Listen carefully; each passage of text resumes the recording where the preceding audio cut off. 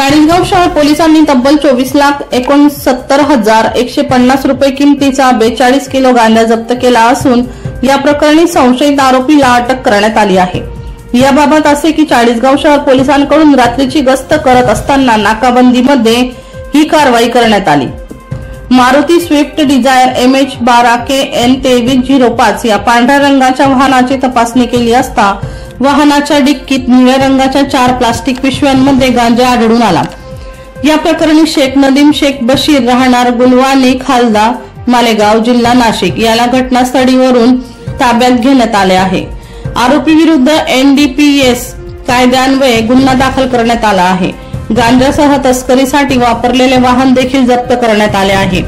दरम्यान तपासादरम्यान पोलीस निरीक्षक किरण कुमार कबाडी यांना मिळालेल्या माहितीनुसार कन्नड शहर पोलीस ठाण्याच्या हद्दीतही अशाच प्रकारचा गांजा साठवून ठेवण्यात आला आहे। त्यानुसार कन्नड पोलिसांनी छापा टाकून तेथून सुमारे 450 किलो गांजा जप्त केला आहे।